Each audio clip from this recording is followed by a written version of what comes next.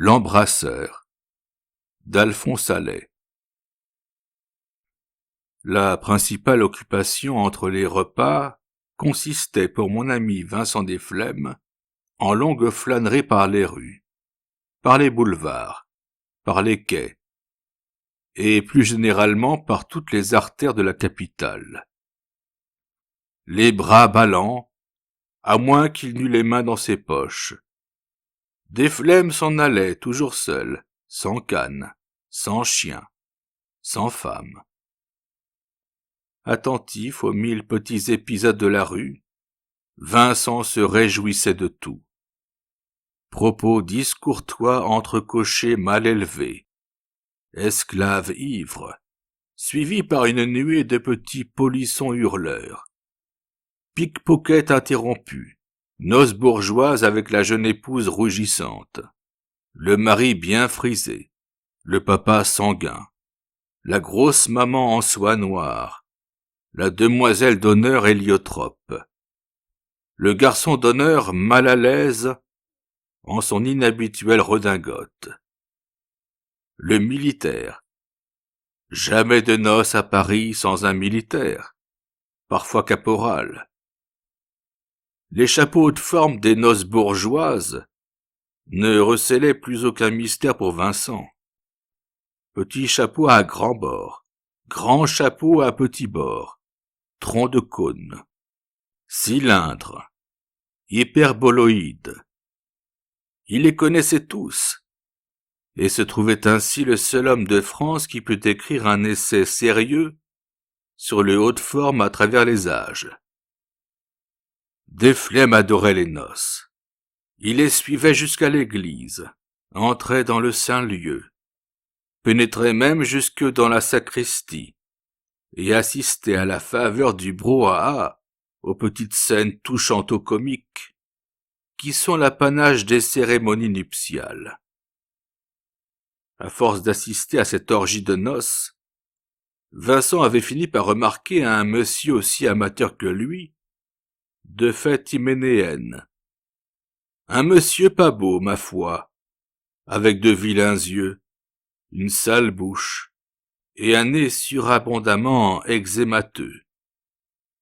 Ce monsieur devait posséder des relations sans nombre, car Desflemmes le rencontrait à chaque instant, distribuant des poignées de main, et n'oubliant jamais d'embrasser la mariée.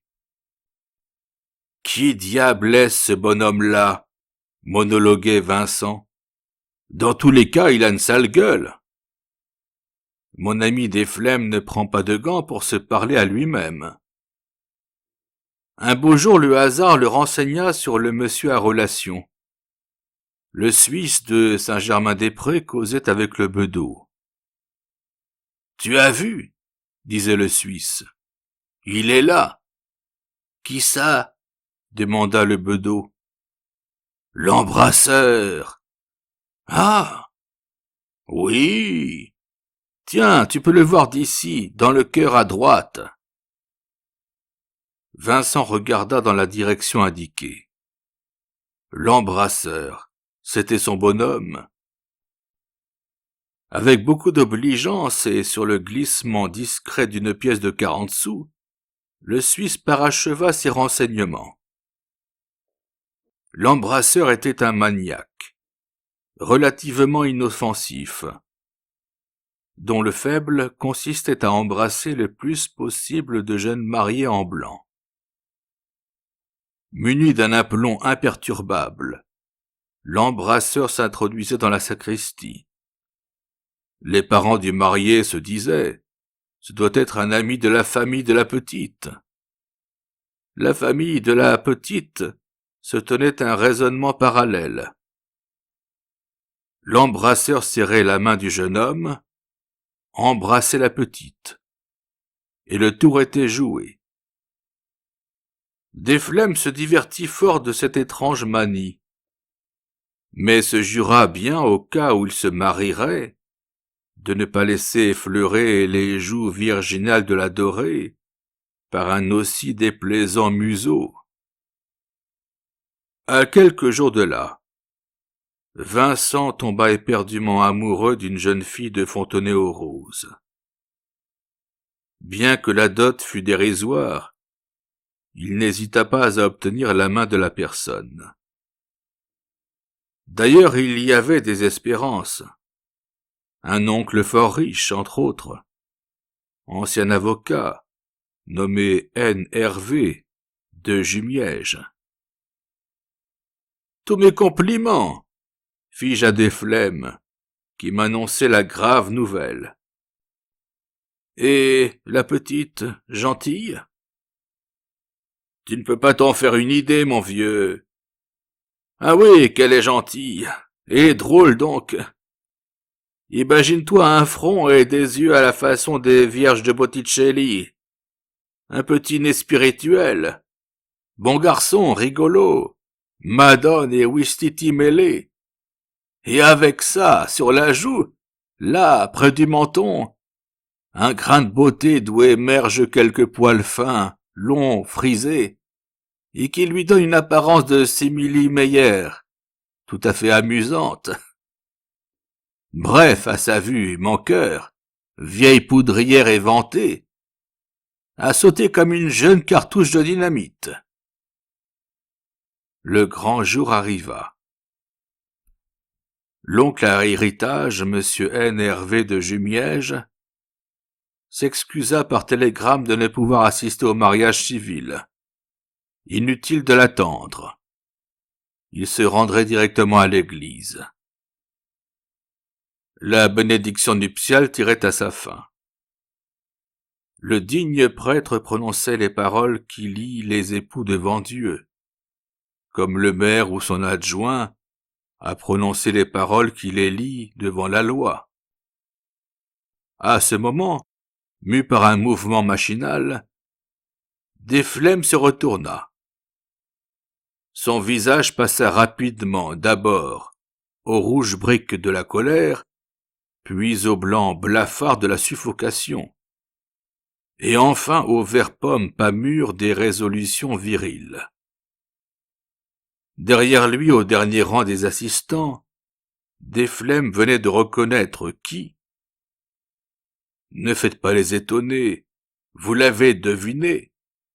L'embrasseur. On allait passer à la sacristie. Après avoir prié sa jeune femme de l'excuser un instant, Vincent piqua droit sur le maniaque. « Vous !» fit-il, sans affabilité apparente. « Si vous ne voulez pas sortir de l'église à coups de pied dans le cul, vous n'avez qu'une ressource, c'est de vous en aller à reculons, et plus vite que ça. Mais monsieur, à moins que je vous prenne par la peau du cou. Mais monsieur, vieux cochon, mais monsieur, comment, espèce de saligaud, Paris ne vous suffit donc plus? Comme bien vous pensez, cet intermède n'avait pas passé inaperçu des gens de la noce. Qu'est-ce qu'il y a donc? Soupira très inquiète la petite simili-Meyer. Je ne sais pas, répondit la maman. Mais ton mari a l'air de se disputer fort avec ton oncle Hervé. Cependant, la discussion continuait sur le ton du début. Tout à coup, Vincent empoigna par le bras l'oncle Hervé, car c'était bien lui, et il l'entraîna vers la sortie à grand renfort de coups de pied dans le derrière. « Vincent est devenu fou !» s'écria la mariée, en s'effondrant dans son fauteuil. Et toute la noce de répéter « Vincent est devenu fou !» Vincent n'était pas devenu fou, mais en apprenant le nom de l'embrasseur, il était devenu très embêté. Avec une philosophie charmante, il prit son chapeau, son pardessus, et le premier train pour Paris. Peu de jours après cette regrettable scène, il reçut des nouvelles de Fontenay, sous la forme d'une demande de divorce. Vincent Desflemmes ne constitua même pas d'avoué.